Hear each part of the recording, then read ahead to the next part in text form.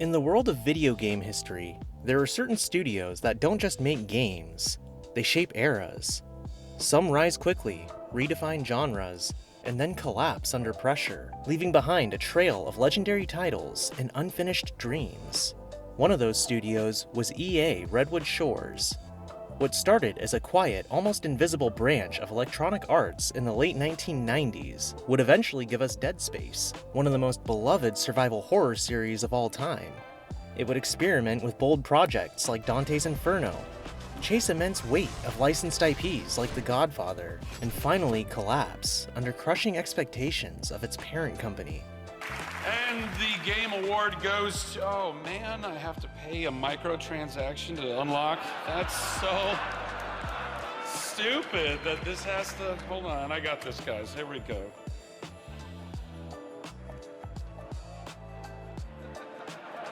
You know it's true, it's really stupid. This is the rise and fall of EA Redwood Shores, later known to the world as Visceral Games. When EA Redwood Shores was founded in 1998, it wasn't positioned as a creative powerhouse. In fact, gamers didn't even know it existed. At the time, EA had multiple internal teams spread across North America, and Redwood Shores, named for the city in California, was where EA's headquarters were based. Its earliest projects were not bold, original visions, but rather safe bets, licensed games, and spin-offs. Their first notable project, Future Cop, LAPD, released in 1998 and showed glimpses of originality. But after that, Redwood Shores was tasked with primarily producing tie-ins, from 007 to The Lord of the Rings, The Third Age, and even The Godfather in 2006. On paper, these were solid performers. They sold well enough to justify the effort, but creatively the studio wasn't making waves. They were simply just part of EA's machine. Reliable, consistent, and unspectacular. And yet, all of this groundwork was important. The studio was quietly sharpening its technical edge, learning how to build large cinematic games, and gathering the experience it would need for something much bigger. By the mid-2000s, survival horror was evolving. Capcom had just reinvented Resident Evil with Resident Evil 4, blending action and horror in a new way that captivated players worldwide. At Redwood Shores, creative leads Glenn Schofield and Michael Condrey saw an opportunity. This is when they began developing what was originally pitched as a kind of System Shock sequel, a spiritual successor to the cult classic that mixed horror and science fiction. But EA wasn't involved in reviving old IPs. The pitch transformed into something new, a completely original survival horror game set in the depths of space. In 2008, Dead Space was born. Everything about it felt unique.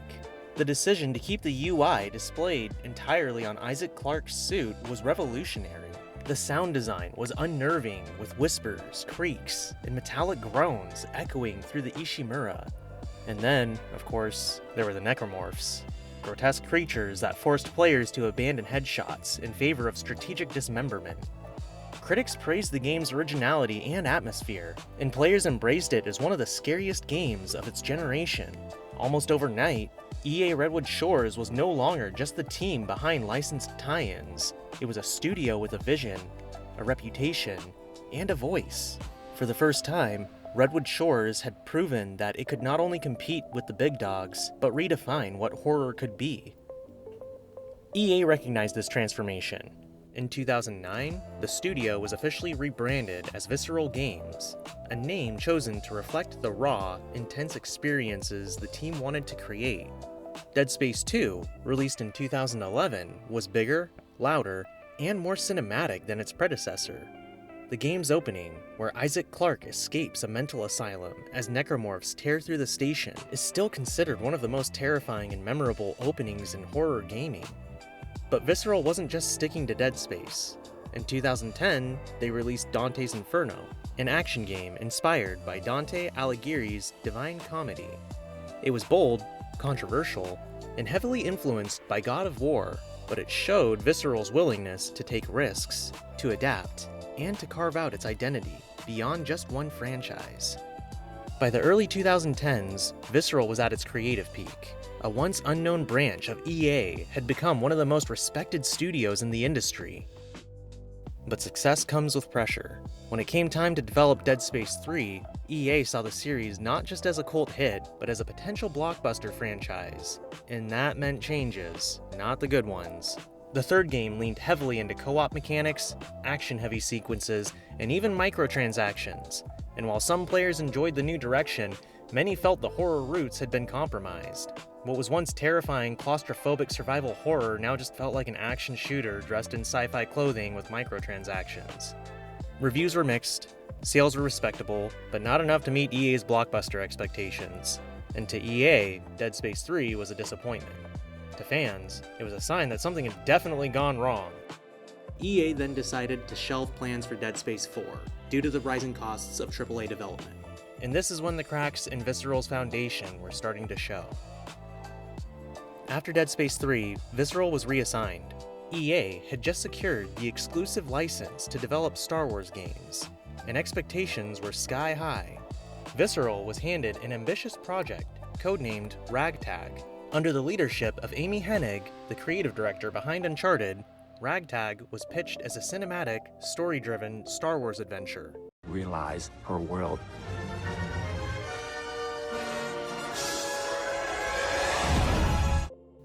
Fans were excited, and the industry buzz was strong. But behind the scenes, development was troubled. EA's priorities were shifting towards live service models and games that could generate ongoing revenue. Linear single-player games, Visceral's specialty, were no longer seen as financially viable at all.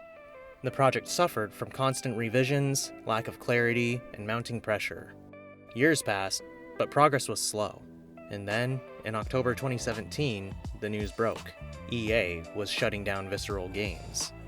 The studio that had given us Dead Space, Dante's Inferno, and countless tie-ins was gone. EA stated that consumer expectations had changed, and that they needed to pivot away from linear single-player experiences. But in reality, it was a clash of vision. A creative studio passionate about storytelling versus a publisher obsessed with marketing trends. After the closure, many Visceral developers went on to new ventures. Glenn Schofield founded Striking Distance Studios, releasing the Callisto Protocol in 2022, a spiritual successor to Dead Space. Meanwhile, in 2023, EA did revive Dead Space with a full remake, ironically not developed by Visceral, but by EA Motive.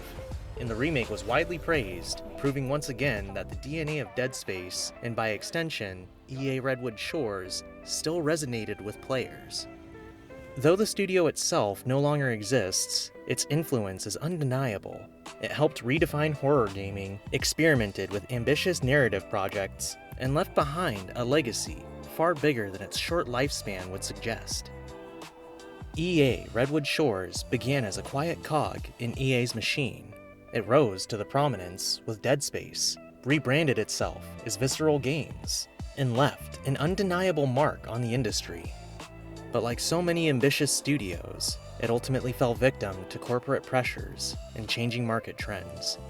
Its story is both a cautionary tale and a reminder that sometimes the most creative voices in gaming burn brightest just before they fade away. Thank you for watching. If you enjoyed this video, leave a comment down below of what I should do next. This is West Coast Ninja, signing out. I will see you in the next video.